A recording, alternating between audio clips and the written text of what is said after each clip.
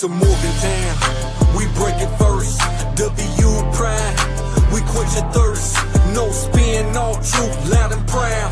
Mountaineer nation, say it loud. The voice of Morgantown. VOM, Mountaineer pride, we go all in. First to the facts, last to the spin. It's the voice of Morgantown.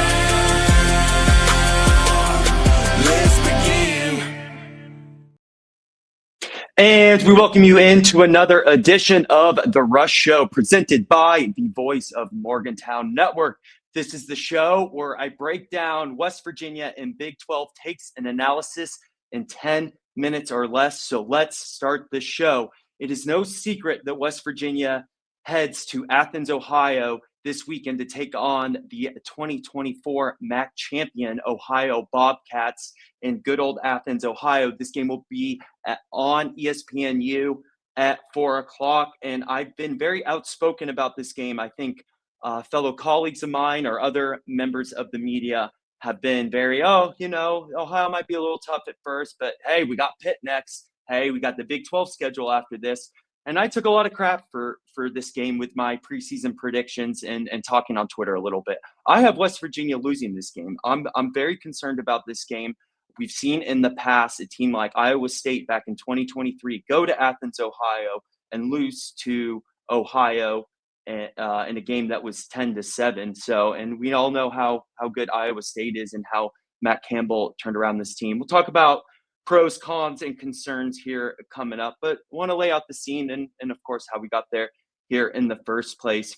From a start, I think this was a dumb game to even schedule. This is one of your classic 2-for-1s where Ohio will be coming to Morgantown, I think in 2027 and 2029. And this was one of those lingering decisions left over by the Shane Lyons era when he was the athletic director there before Ren Baker. And I mean, I think it speaks to the type of athletic director that he was. I know he's a good guy, meant well, but just kind of, as we talked about before, disassociated from the fans, kind of had these good ideas. Instead of playing a team to come to Morgantown where you probably end up with more money, he's like, well, if we do a 2-for-1, then we're not paying for anyone to come here. Yeah, now we have to worry about being on upset alert. So I digress talking about him. It's just another one of his boneheaded mistakes.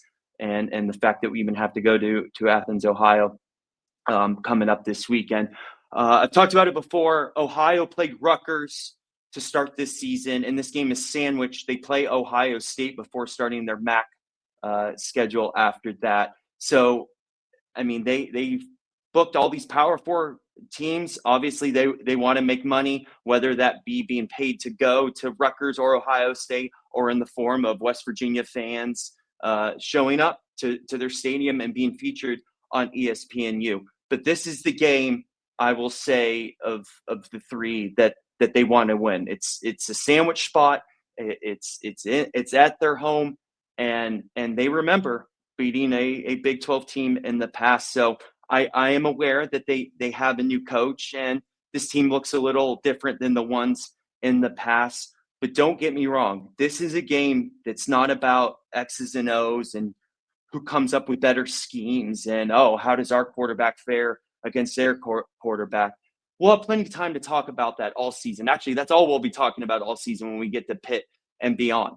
This is a matchup of, if we played this team 100 times, hopefully we would win 100 times. Most likely we would win 99 times. They would slip one in there. And we don't want this to be that one.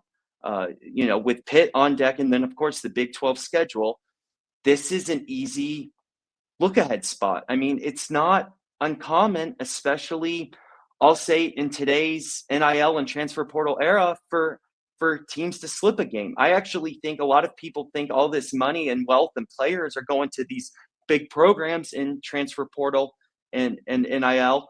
But actually, I think it's spread out talent more because these schools can't pay them all. So a school like Ohio is getting second string players from what would be at a Power 4 school. So they have the opportunity to do this. And like I was mentioning earlier, played Rutgers last week. They were behind in the game and they ended up coming back in the game. Rutgers was able to pull off a field goal and win 34-31. But a lot of people think too, oh, they lost to Rutgers. Like, one, this isn't the traditional Rutgers we think about. This is the Greg Schiano Rutgers, where they're talented. They're probably going bowling every season, or at least have that chance. Yeah, I know that they're in the Big Ten, and they will get crushed in some games, but some games they'll be competitive, and they'll go hard against the Michigan and Ohio State and Oregon. You got to be careful with a team like Rutgers. So, I don't hold is some of my other colleagues that, oh, they lost to Rutgers, really against Ohio. I was watching them play that game, and I was hoping they would finish the comeback so then they could lay an egg against West Virginia, but of course they didn't. Because they played Rutgers back on Thursday, they've had an extra 2 days to rest.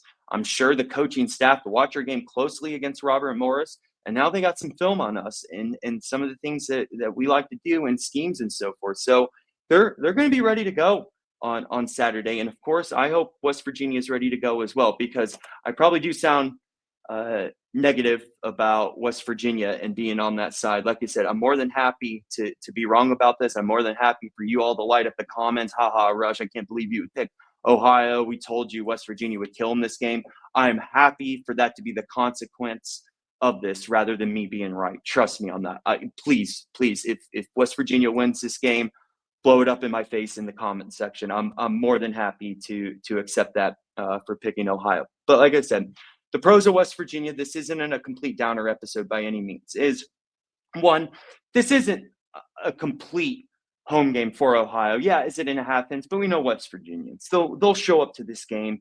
I've seen comments online already about Parkersburg, being right there, and they'll show up in Athens, no problem at all. So I'm not good with estimations on how much of the fan base at that game will be West Virginia, but their presence will be known. But of course, it's still a game on the road.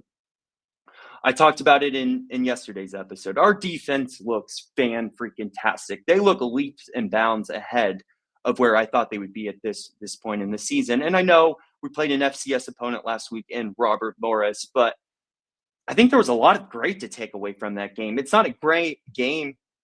I'm going to be bragging about midseason. Oh, we beat our FCS opponent, but it is a game where, I got a confidence boost from. Now, if we can hold on to the football, I feel even better, but I'd rather fumble against Robert Morris than I would against Ohio, Pitt, or any of the rest of the Big 12 there. So it is good that there are things to take away from that game on Saturday and to apply it into the future.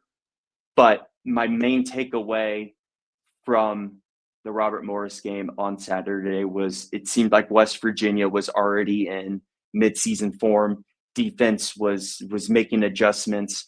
Robert Morris converted all their third downs in the first half and none in the second half. So it shows that our defense is solid. We have a great defensive coordinator, and they're willing to make adjustments and do what they need to do. It's football. It's a game of adjustments.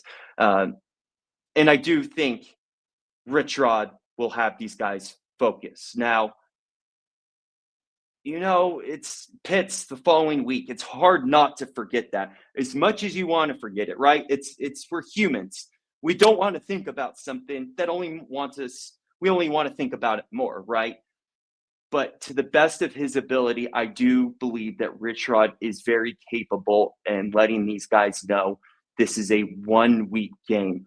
I don't care about Pitt. I don't care about the Big 12. Your opponent this week is Ohio, and you don't want to be on SportsCenter on Sunday showing highlights of this game saying, oh, West Virginia went to Ohio and lost.